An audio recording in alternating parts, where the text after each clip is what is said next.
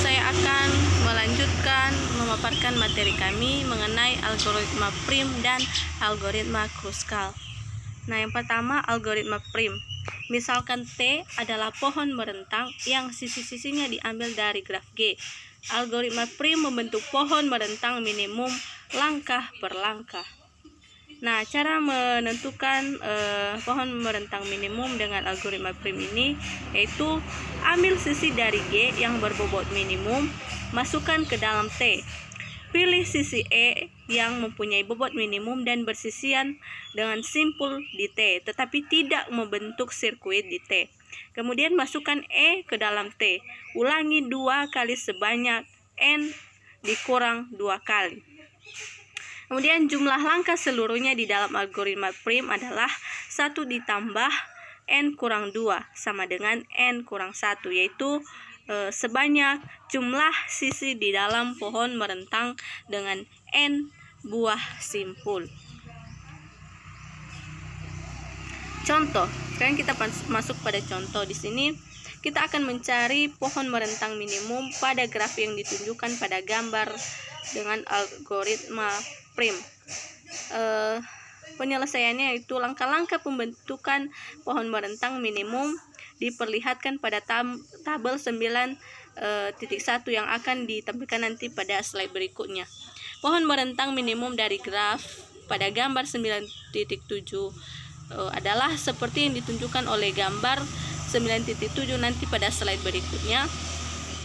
Kemudian yang bagian B, bobot pohon merentang minimum ini adalah 10 tambah 25 tambah 15 tambah 20 tambah 35 sama dengan 105. Jadi ini adalah gambar yang dimaksud pada contoh soal pada slide sebelumnya.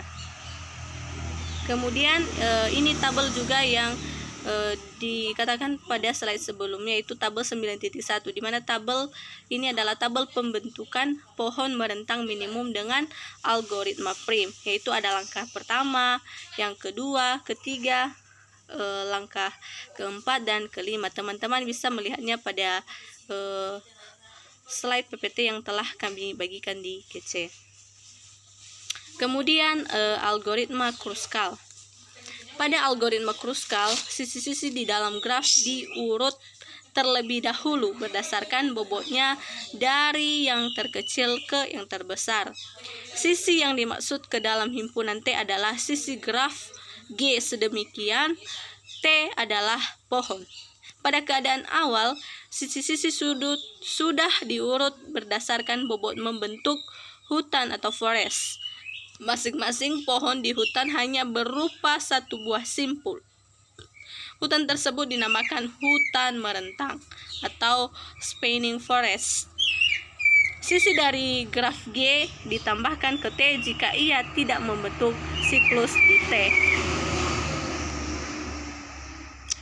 Nah, di sini dikatakan perbedaan prinsip antara algoritma prim dan Kruskal adalah jika pada algoritma prim sisi yang dimasuk ke dalam 7 harus ke dalam T harus bersisian dengan sebuah simpul T. Maka pada algoritma Kruskal sisi yang dipilih tidak perlu bersisian dengan sebuah simpul di T asalkan penambahan sisi tersebut tidak membentuk sirkuit atau siklus.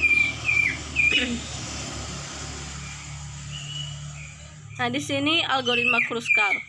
Pertama dulu asumsi, yaitu sisi-sisi dari graf sudah diurut menaik berdasarkan bobotnya seperti yang telah dijelaskan tadi dari slide sebelumnya.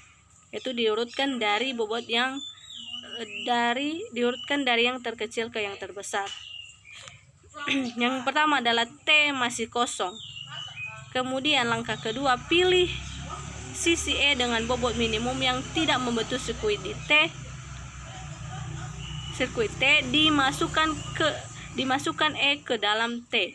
Kemudian langkah yang ketiga, ulangi langkah kedua sebanyak N 1 kali. Contoh, Tinjau kembali graf pada gambar 9.7 pada gambar yang sebelumnya. Yaitu soalnya di sini carilah pohon merentang minimumnya dengan algoritma Kruskal.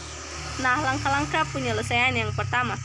Kisi-kisi graf diurutkan menaik-naik berdasarkan bobotnya. Seperti yang terlihat pada tabel pada slide, yaitu yang sisinya 1,2 bobotnya 10, 3,6 bobotnya 15, dan seterusnya.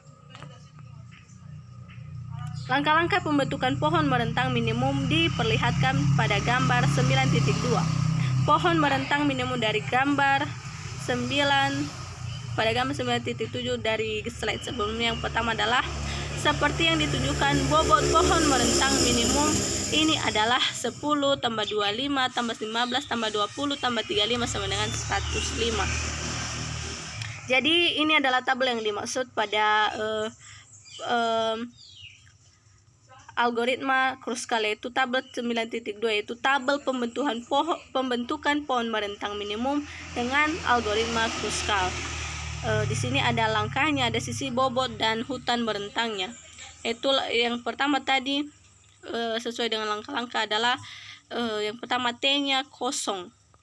Itu langkah pertama 0, dan langkah pertama, ada langkah kedua, ketiga, dan ada langkah keempat, kelima, dan keenam, seperti yang telah terlihat pada slide. Mungkin demikian yang bisa saya sampaikan pada presentasi saya. Saya ucapkan terima kasih.